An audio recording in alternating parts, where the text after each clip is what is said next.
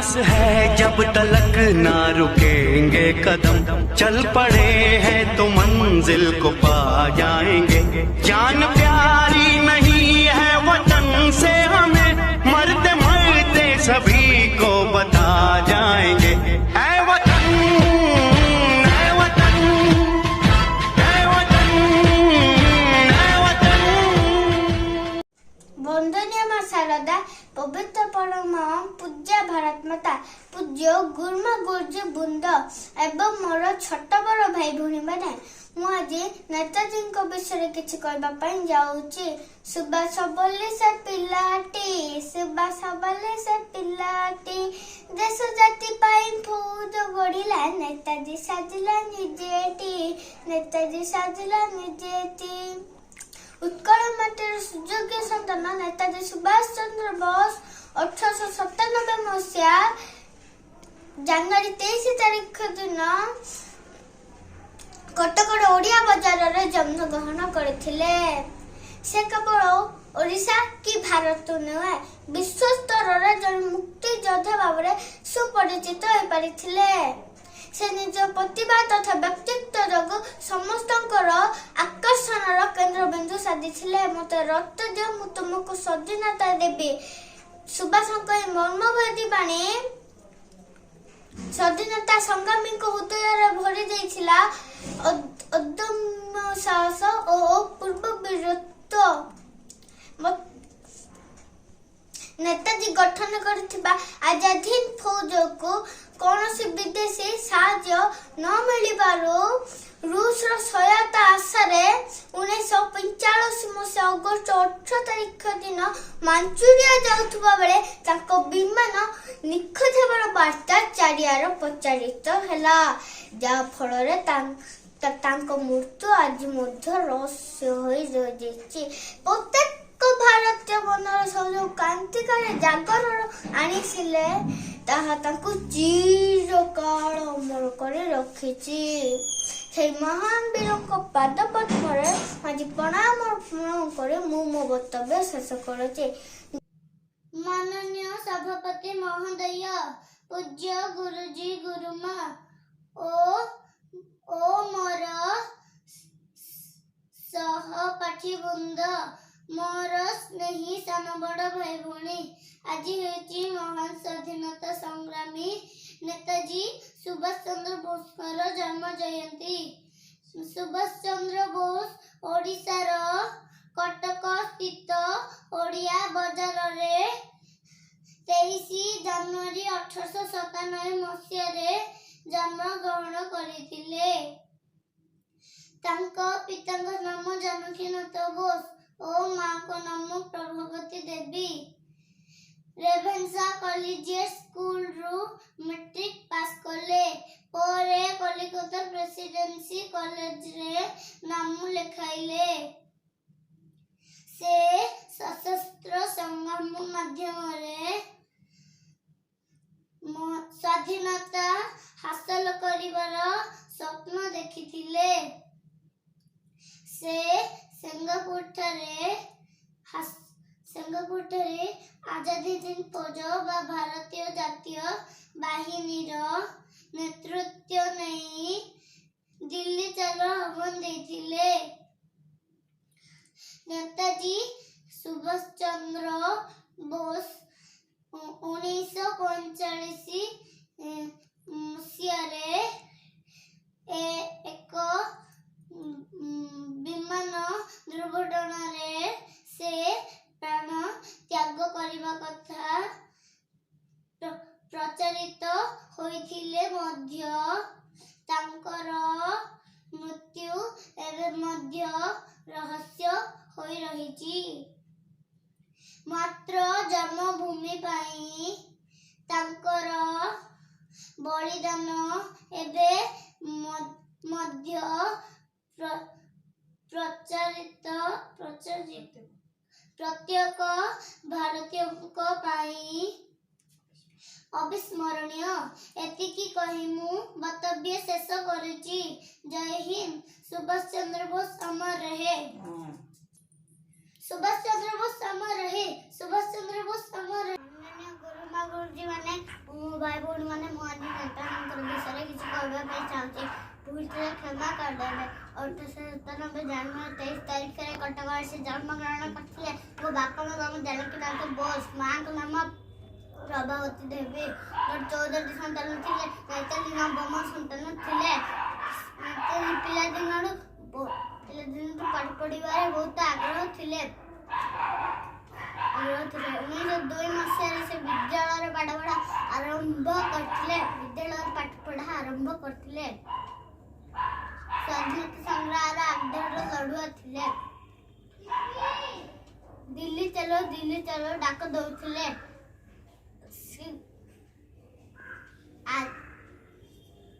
ସିଙ୍ଗାପୁରରେ ଆଜାଦ ହିନ୍ଦ ଫୌଜ ଗଠନ କରିଥିଲେ। ନେତାଜୀଙ୍କର ଆହ୍ୱାନ ଥିଲା କି ତୁମେ ମତେ ରକ୍ତ ଦିଅ, ମୁଁ ତମକୁ ସ୍ୱାଧୀନତା ଦେବି। ଶେଷରେ ସେ ବିମାନ ଦୁର୍ଘଟଣାରେ 1945 ମସିହାରେ ପ୍ରାଣ ହରାଇଥିଲେ ବୋଲି ଖବର ଆସିଲା। ଏତିକି କହି ମୁଁ ଭାଷଣ ଶେଷ କରୁଛି। ଜୟ ହିନ୍ଦ।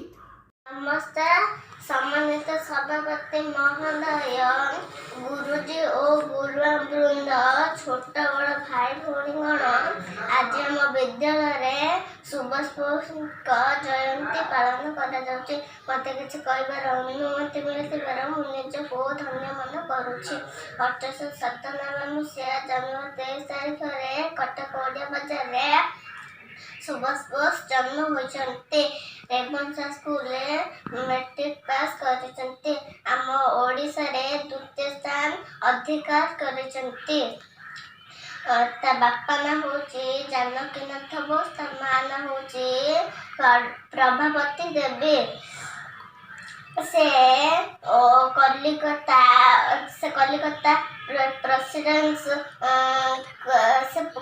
ପ୍ରେସିଡେନ୍ସି କଲେଜରେ ନାମ ଲେଖାଇଛନ୍ତି। ଦେଶ ପାଇଁ ଫୌଜ ଗଢ଼ିଛନ୍ତି। କହିছে କି ତମେ ମୋତେ ରକ୍ତ ଦିଅ, ମୁଁ ତମକୁ ସ୍ୱାଧୀନତା ଦେବି। ଏତିକି କହି ମୋ ବକ୍ତବ୍ୟ ଶେଷ କରୁଛି। ନମସ୍ତେ। ବନ୍ଦନୀୟ ମା ଶାରଦା, ସୃଷ୍ଟିର ଆଦ୍ୟ ଧନିୟମ, ଚିରବନ୍ଦନୀୟ ଭାରତ ମାତା, ବିଦ୍ୟାଦାୟିନୀ ମା ସରସ୍ୱତୀ, ସମ୍ମାନୀୟ ସଭାପତି ମହୋଦୟ, ପୂଜ୍ୟ ଗୁରୁଜୀ ଗୁରୁମା, ମୋର ସହପାଠୀ ଓ ମୋର ଛୋଟ ବଡ଼ ଭାଇ ଭଉଣୀ ମାନେ, ମୁଁ এবি ସାଇକୃଷ୍ଣା ଖିଲାଲ। ମୁଁ ଆପଣଙ୍କୁ ନେତାଜୀଙ୍କ ଜୟନ୍ତୀ ବିଷୟରେ କିଛି କହିବା ପାଇଁ ଚାହୁଁଛି। ନେତାଜୀ ସୁଭାଷ ଚନ୍ଦ୍ର ବୋଷ ଜାନୁଆରୀ 23 ତାରିଖ 1897 ମସିହାରେ ଓଡ଼ିଶାର କଟକ ସହରରେ ଜନ୍ମଗ୍ରହଣ କରିଥିଲେ।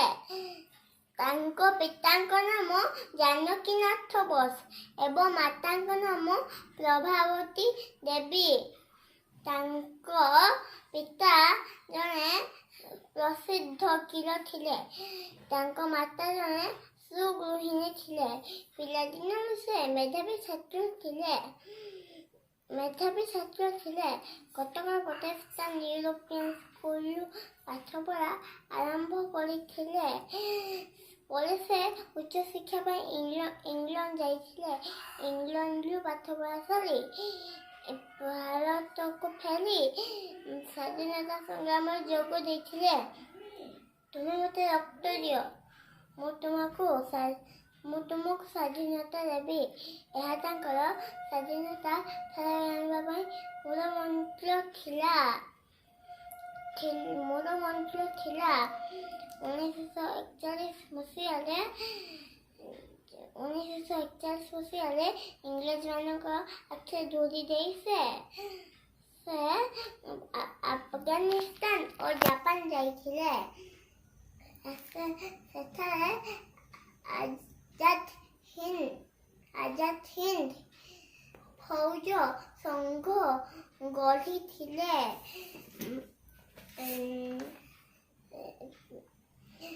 ଦିଲ୍ଲୀ ଜଳ ଡାକରା ଦେଇ ସେ ଭାରତକୁ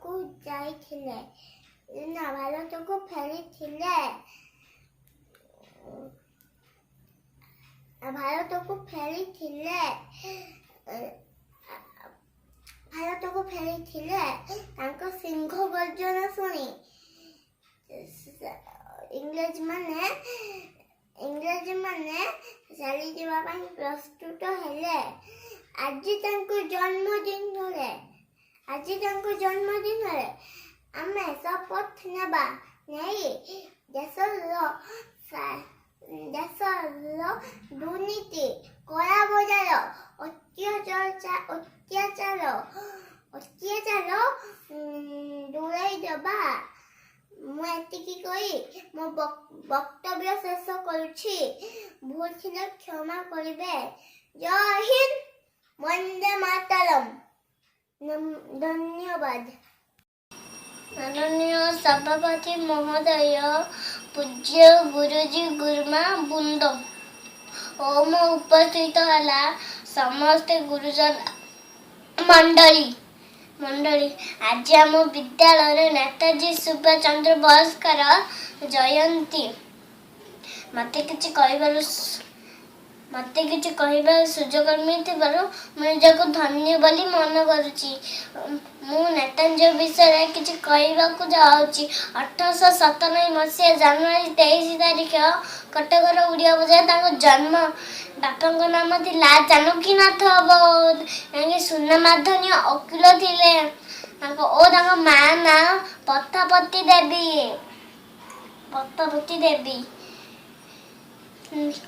ନିଜ ଗାଁ ପଶ୍ଚିମବଙ୍ଗ ହେଲେ ମଧ୍ୟ ତାଙ୍କେ ରହୁଥିଲେ କଟକର ଓଡ଼ିଆ ବଜାରରେ। କେନ୍ଦ୍ରାପଡ଼ା ଅଞ୍ଚଳ ଜମିଦାରୀ ଥିଲା ତାଙ୍କର। ରେଭେନ୍ସା କଲେଜ ସ୍କୁଲରୁ ମେଟ୍ରିକ୍ ପାସ୍ କଲେ। ତାପରେ କଲିକତାର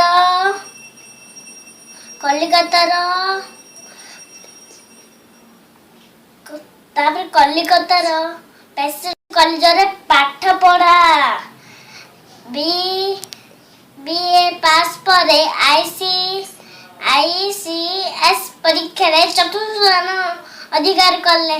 ଇଂଲଣ୍ଡରେ ଫେରିବା ପରେ ଅଶୋକ ଆନନ୍ଦରେ ଯୋଗ ଦେଲେ। ପ୍ରକାଶିତ ଇଂରେଜ ବିରୁଦ୍ଧରେ ପ୍ରକାଶିତ ଫରୱାର୍ଡ ସମ୍ବାଦପତ୍ରର ସମ୍ପାଦକ ଥିଲେ। ତାଙ୍କ ଭାଷଣରେ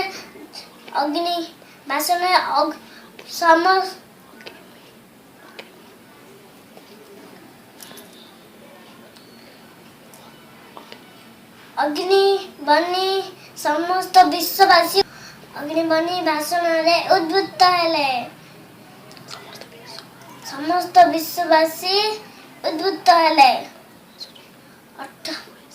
1944 ମସିହାରେ ଆଜାଦ ହିନ୍ଦ ଫୌଜ ନବଗଠିତ କରିଥିଲେ। ଇଂରେଜ ସୈନ୍ୟମାନଙ୍କୁ ଅନେକ ଯୁଦ୍ଧ କ୍ଷେତ୍ରରେ ପରାସ୍ତ କରିଥିଲି।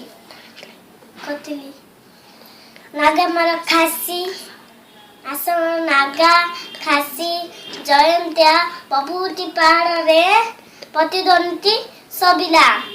ସିଏ କହିଲେ ଦିଲ୍ଲୀ ଚାଲ। ସିଏ କହିଲେ ତ ମୋତେ ରକ୍ତ ଦିଅ, ମୁଁ ତମକୁ ସ୍ୱାଧୀନ ଦେବି। ଏମିତି କହିଥିଲେ। ଯାହାକି କମ୍ପନ ସୃଷ୍ଟି ହେଲା ଲଣ୍ଡନ ସହରରେ। କିନ୍ତୁ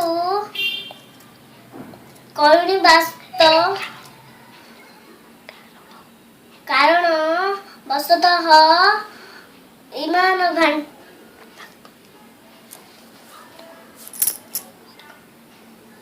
ବିମାନ ଘାଟିରେ ଅକାଳ ବିୟୋଗ ଘଟିଲା। ସେଥିପାଇଁ ସିଏ ଆମ ପାଇଁ ଅମର ହୋଇ ରହିଛନ୍ତି।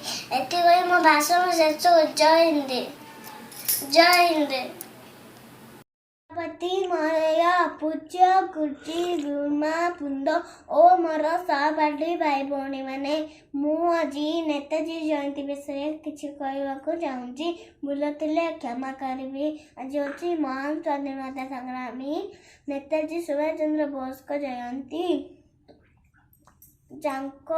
ଯାଙ୍କ ବାକ୍ୟ ଥିଲା ବଜ୍ରପାତ ସଦୃଶ, ଯାଙ୍କ ସାହସ ଥିଲା ପାହାଡ଼ ଭଳି। ନେତାଜୀ ଓଡ଼ିଶାରେ ଥିବା କଟକରେ ଥିବା ଓଡ଼ିଆ ବଜାର 23 ଜାନୁଆରୀ 1897 ମସିହାରେ ଜନ୍ମଗ୍ରହଣ କରିଥିଲେ। ତାଙ୍କ ପିତାଙ୍କ ନାମ ହେଉଛି ଜାନକୀନାଥ ବୋଷ, ତାଙ୍କ ମାତାଙ୍କ ନାମ ହେଉଛି ପ୍ରଭାବତୀ ଦେବୀ। ନେତାଜୀ ରେଭେନ୍ସା କଲେଜିଏଟ୍ ସ୍କୁଲରେ ମେଟ୍ରିକ୍ ପାସ୍ କରି କଲିକତା ପ୍ରେସିଡେନ୍ସି କଲେଜରେ ନାମ ଲେଖାଇଥିଲେ। ସେ ଆଇଏଏସ୍ ପରୀକ୍ଷାରେ ମଧ୍ୟ ପାସ୍ ହେଇଥିଲେ। ନେତାଜୀ ଦେଶ ବିଦେଶର ଘଟଣାବଳୀକୁ ଜାଣିବାକୁ ବହୁତ ଭଲ ପାଉଥିଲେ। ଆମ ଦେଶର ଇଂରେଜମାନଙ୍କର ଅତ୍ୟାଚାର ତାଙ୍କୁ ବହୁତ ମର୍ମାହତ କରିଥିଲା, ତେଣୁ ସେ କ୍ରାନ୍ତିକାରୀ ସାଜିଥିଲେ। ସେ ମୋଟ 11 ଥର ଜେଲ୍ ଯାଇଥିଲେ। ସେ ଗାନ୍ଧୀଜୀଙ୍କୁ ବହୁତ ସମ୍ମାନ ଦେଉଥିଲେ, କିନ୍ତୁ ତାଙ୍କର ଅହିଂସ ନୀତି ଉପରେ ନେତାଜୀଙ୍କର ଭରସା ନଥିଲା। ସେ କହୁଥିଲେ ସ୍ୱାଧୀନତା ମାଗିଲେ ମିଳିବ ନାହିଁ, ତାକୁ ହାସଲ କରାଯାଏ। ନେତାଜୀ ଏବଂ ତାଙ୍କ ପରି ଅନେକ ଯୁବକ ନିଜ ଦୁଃଖ ସୁଖ ଭୁଲି ସ୍ୱାଧୀନତା ପାଇଁ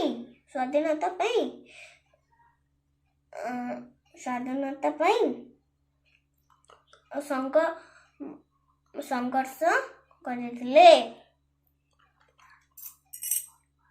ଫରୱାର୍ଡ ବ୍ଲକ ନାମକ ଏକ ସଂଗଠନ ତିଆରି କରିଥିଲେ, ତେଣୁ ଇଂରେଜ ସରକାର ତାଙ୍କୁ ନଜରବନ୍ଦୀ କରି ନିଜ ଘରେ ରଖିଥିଲେ। ସେ ଜର୍ମାନୀ ଯାଇ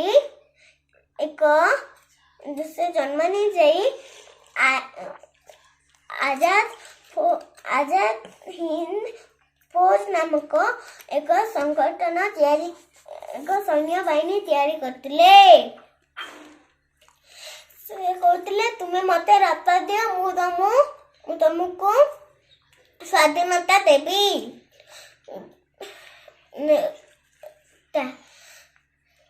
ତାଙ୍କର ପୌଜ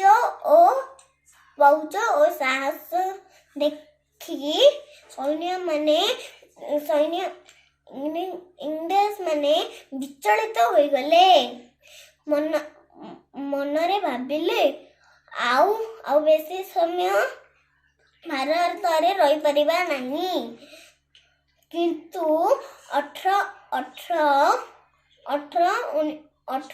ଅଗଷ୍ଟ 1945 ମସିହାରେ ସେ ଏକ ବିମାନ ଦୁର୍ଘଟଣାରେ